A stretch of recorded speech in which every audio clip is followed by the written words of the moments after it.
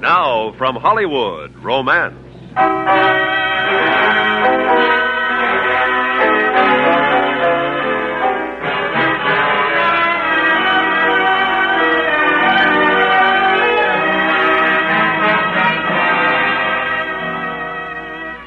Vienna has long been famed as a city of gaiety, beauty, and romance.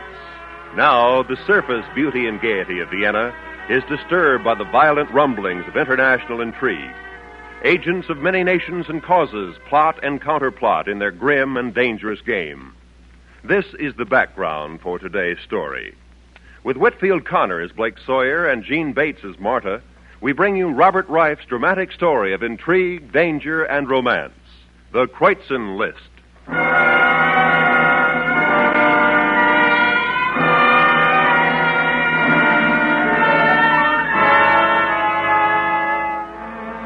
The dateline on the last story I'd filed from Vienna was a year ago.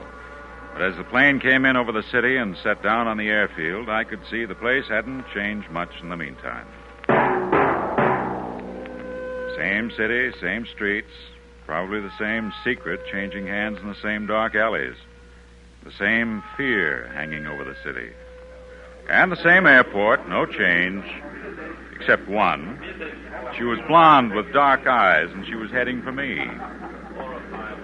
Darling, oh, darling. What? Oh, it's so good to see you again. So good to see you the first time. Well... For old times, darling. It's so good to have you back. I can see I should never have left. Tell me, are you a new Chamber of Commerce committee?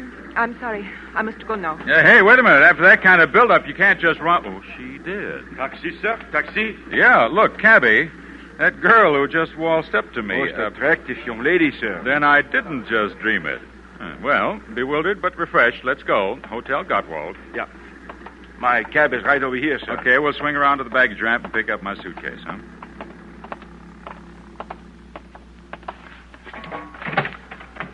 Hey, your cab's occupied. Well, it was empty when I left. Good day. Please get in. Gentlemen, I am sorry, but this cab is taken. We would like to share it with you. They're that hard to get around here? We like this one. You know these two, cabby?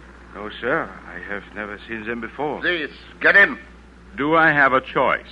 No. That's what I figured. Okay.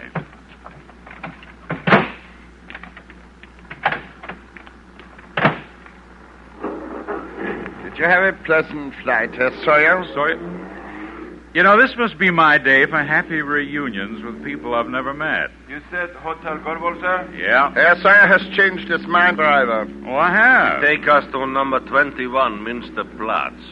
That will be fine with you, Herr Sawyer, will it not? Well, I guess that nudge in the ribs means you're calling the shot. You are quite right, Herr Sawyer. Please remember that. Okay, cabby. 21 Munsterplatz it is.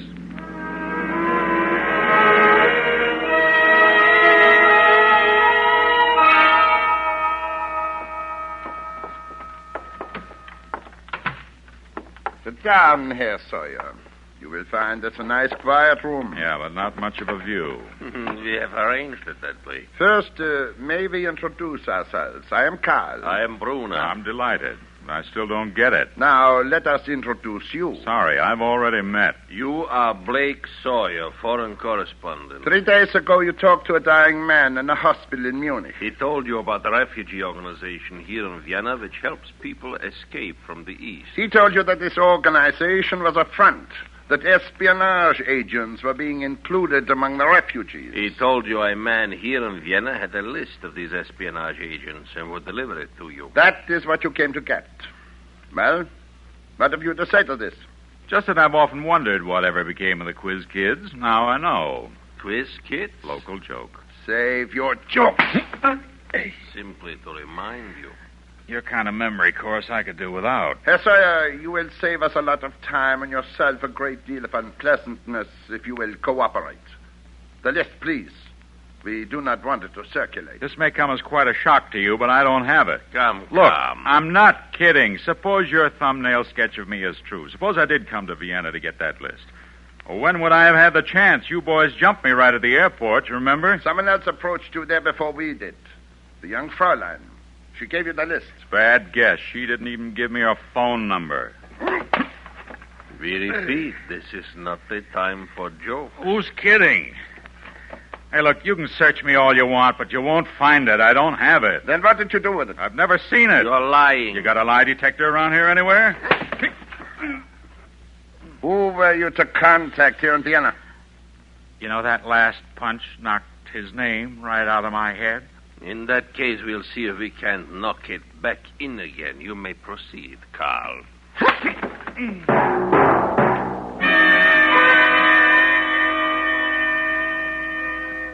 When I came to, I was tied to a chair in what looked like a cellar. Then I heard a tapping at a window high up. It was a cab driver. He eased his way in and untied me. After those two paid me, I drove around the corner and parked. I came back and overheard what was going on, so I waited my chance to get to you. Oh, there, you are free. Oh, okay. Thanks, Gabby. Can you walk? Look, out of this place, I could fly. I will help you up to the window. Yeah. Okay. Yeah. Come on, take my hand. Right. Into the alley. Where'd you say your cab was? Around the corner. Now, let's go. Just a minute. What? Herr Sawyer, I have gone to considerable trouble and risk to save your life. Now, don't worry. It'll be a pleasure to put you on my expense account, but let's talk about it somewhere else. We will talk about it here and now. Does everybody in Vienna carry a gun? The list that those two men wanted. Oh, you too? I, too. I have learned that it is much more profitable to keep one's eyes open than to drive a cab. That list must be worth a great deal of money. I want it. You sure don't convince easy. You watch those two strong arms bounce me around to get it. If I couldn't deliver it to them, what makes you... That girl at the airport. My only moment of joy in Vienna so far, believe me. She told you where it is. Uh-uh. If you don't tell me where it is, Discovered! Yeah, they sure have.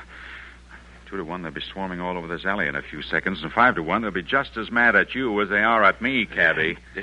Quickly, come with me. I got a better idea. You go your way, I'll go mine. No, you stay with me or I will shoot. Come. Okay, quick, you cannot be fast. Cabby's eyes flicked toward the house again, and that's the chance I'd been waiting for. I knocked the gun out of his hand. Herr Sawyer! All the cabbie's courage went with his gun, and the sight of Carl and Bruner at the mouth of the alley didn't help his morale any. The cabbie dove down the alley like a gopher heading for home, and I took off around the corner. Carl and Bruner were pounding after me, but after a few assorted back streets and alleys, I knew I'd lost them.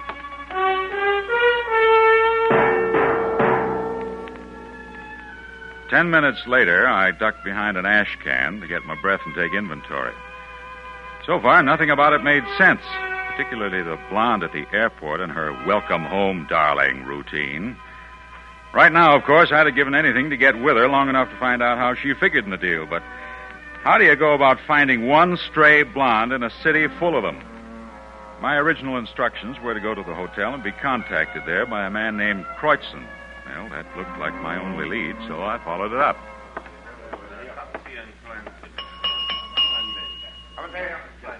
Good evening, sir.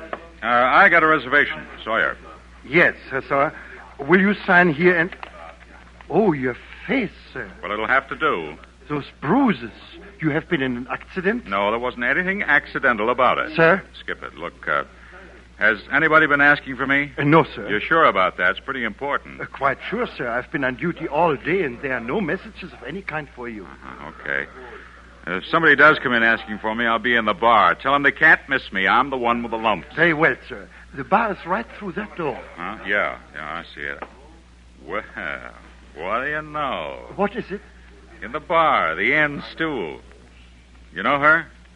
Why, no, sir. Who is she? It was the one person in the world I thought I'd never see again. The blonde from the airport.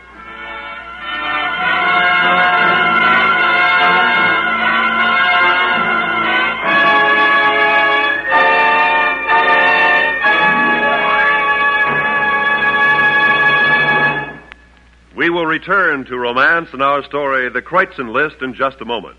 Tonight on Gunsmoke, United States Marshal Matt Dillon jails a guy who's never had a roof over his head and discovers that jails don't hold such hombres long. Hear Claustrophobia, tonight's exciting chapter of Gunsmoke. And you'll be hearing the Wild West come to life, the days of hard-living citizens and outlaws of old Dodge City. Remember, tonight, Gunsmoke, over most of these same stations. And now for the second act of the Kruetzen list, as we return to Romance.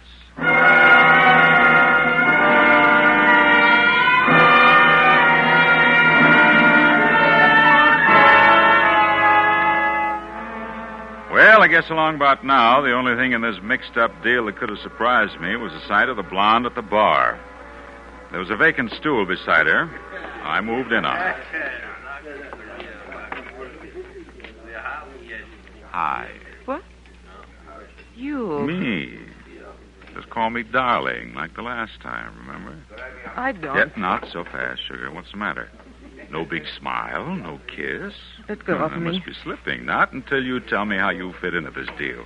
I don't know what you're talking about. No, of course not. You just have a hobby of walking up and planting a kiss on everybody who lands in Vienna, huh?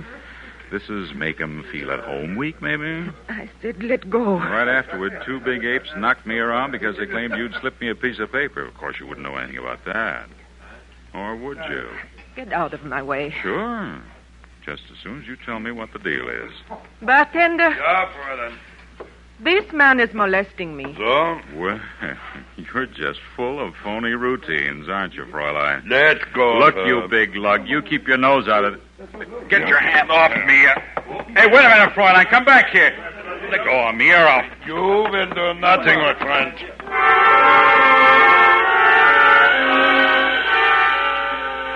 My friend, the bartender, held my arm with one big hand, and with the other he caressed the neck of a bottle. So for the second time, my fast-action girlfriend got away. After she was out of sight, the bartender motioned with a fat thumb toward the door to the lobby. I took the hint. Wasn't a very good bar, anyway.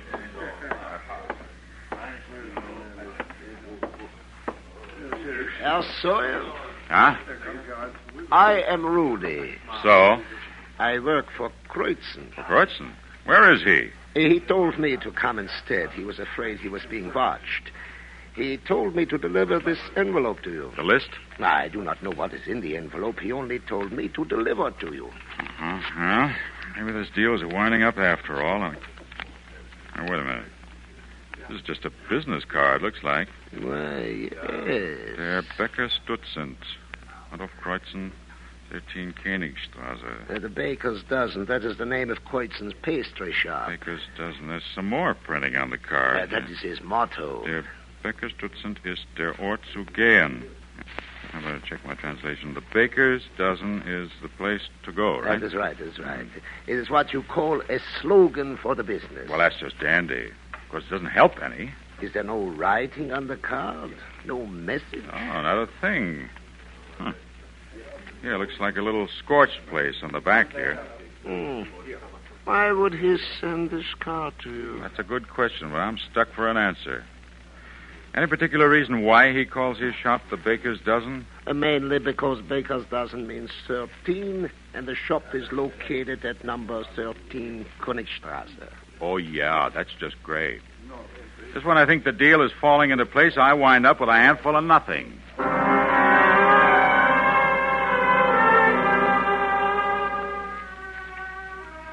I went up to my room and looked at the card again.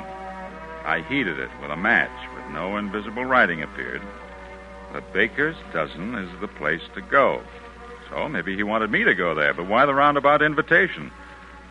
I looked up his phone number. No answer. So I went to the shop. It was dark. I went around to the back. The rear door was unlocked. Inside, I started for the light switch, but I didn't make it. Something on the floor tripped me. A dead body. It figured to be Kruetzen. Then I heard steps outside. I stepped into the alley and waited.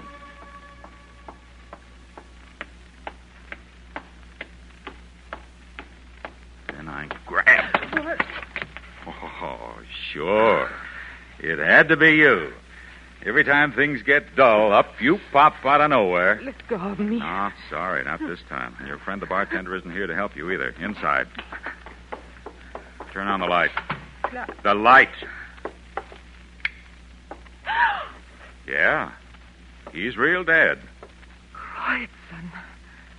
You killed him. Nice try, but let's talk about you being mixed up in it instead. I didn't kill Kruetzen. He was a friend of mine. How good? What is that to you? What do you want from me? Answers. That's what a correspondent usually wants, isn't it? You are a correspondent. Well, I don't get mixed up in deals like this as a hobby. You can prove you are a correspondent? This identification card says so. Why? I don't understand. Rudy told me... Rudy? Now, what's your connection with him? Look, you better start at the top of the page. Very well. My name is Martha, a friend of Kruetzen and Rudy. Rudy works for Kruetzen. I know. Kruetzen gave Rudy an envelope to deliver to you. But at the airport, Rudy pointed you out to me and told me to throw my arms around you. He was afraid he was being followed. And if I did what he said, it would divert their attention. So he could deliver the message to Blake Sawyer. But you are Blake Sawyer. Yeah. It's beginning to look like Rudy's a bad little boy. I don't understand. You will.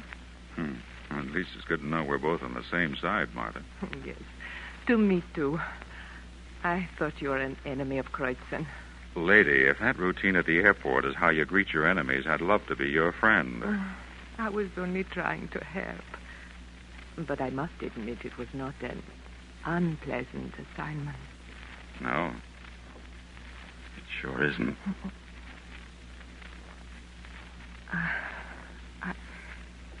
Blake. Yeah. This isn't helping us to find that list. You have any idea where it is, Martha? None. And Kruetzen can't tell us now. Well, probably those two strong-arm boys, Carl and Bruner, found out he was my contact. They got to him, and it looks like they've given the pastry shop here a pretty thorough search. Or maybe they found the list. I got to work on the basis they didn't.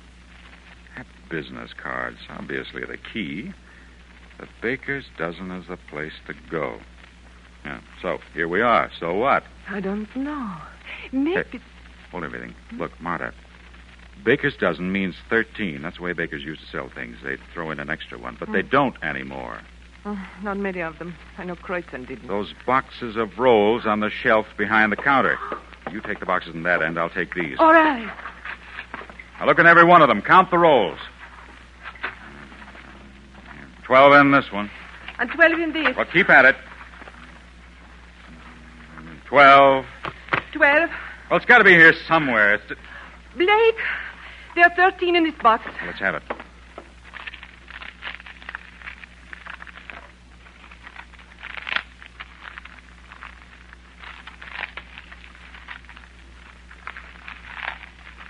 Blake, the list. Uh-huh. It sure is. Very clever, Sawyer. Rudy. Well, looks like things worked out your way after all, Rudy. I guess you figured if you could get your hands on that list yourself, you could sell it to the highest bidder. Exactly. You had Marta stage that welcome routine at the airport to put Carl and Bruner on my trail so you'd have a chance to find out what the message meant.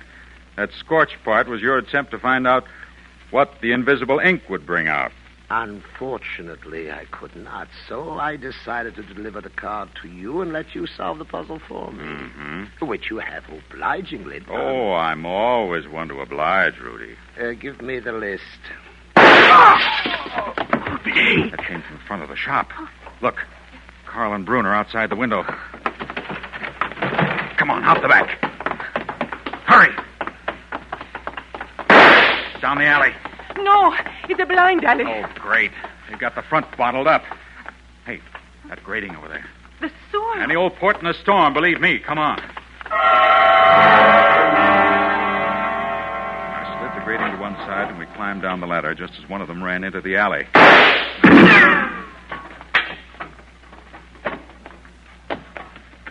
When we got down to the catwalk, we took off. They started climbing down. Yeah. Our only chance is to lose them in one of these tunnels and then try to find a way out. Oh, look, ahead of us. A fork in the tunnel. Yeah. One goes to the right, one to the left. Which one do we take? How would I know? Okay, we'll take the left one and hope it's the right one.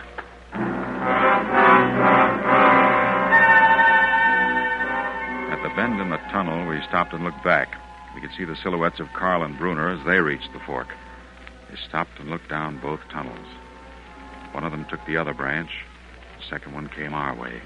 We kept going. It's so dark. I can't see. Careful. Some of the bricks are loose. Oh, Blake, I'm so tired. I can't go much more. You've got to, Martha. If I have to carry you, he'll get to us fast. If we could only find an overhead grating again. There'll be one somewhere. Hold it. Oh, Blake, it's solid rock. Yeah. End of the tunnel. And he's behind us.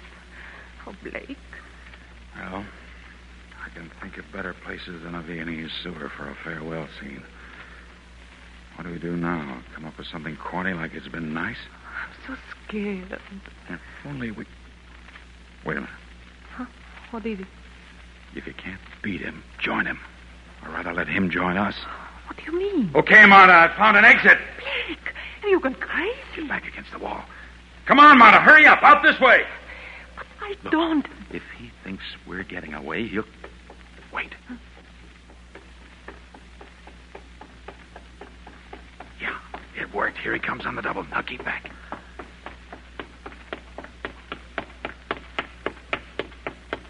Now, Sawyer.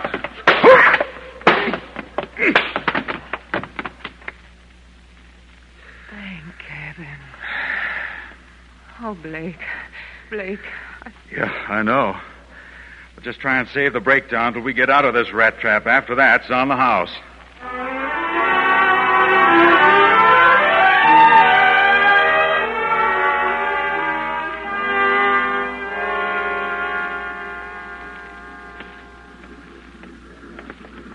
Huh?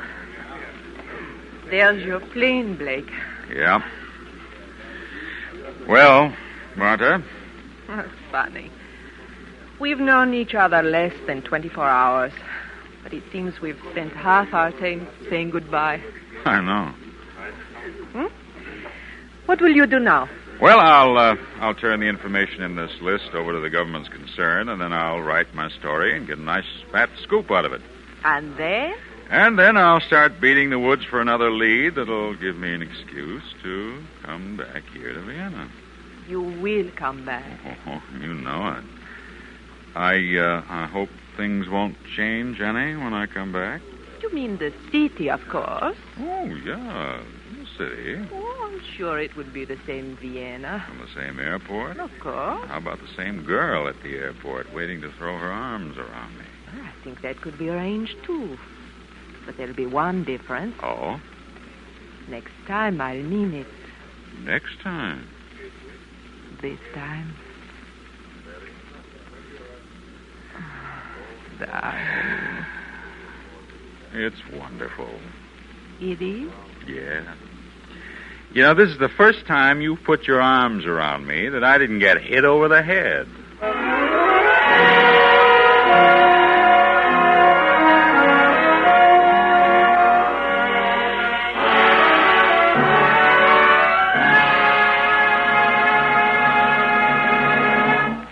Romance is produced and directed by Fred Mackay. Editorial supervision is by Het Menheim. You've heard The Kruetzen List, written especially for romance by Robert Reif. Whitfield Connor was heard as Blake Sawyer, Gene Bates as Marta, Ted DeCourcy as Carl, Lou Krugman as Rudy, Lawrence Dobkin as Bruner, Jack Kruetzen as the cabbie, and Fritz Feld as the clerk.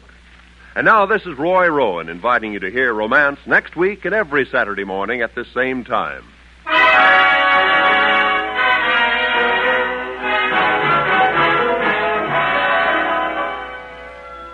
Tonight on CBS Radio, Gangbusters reveals the true facts behind a fantastic hotel holdup in which three comical bad guys with a wicked sense of humor terrorize Manhattan hotel guests, rob them, and vanish into the night after commandeering the hotel for their own high profit without interference. Hear Gangbusters tonight on most of these same stations. Radio's outstanding theater of thrill, Suspense, is heard Tuesday evenings on the CBS Radio Network.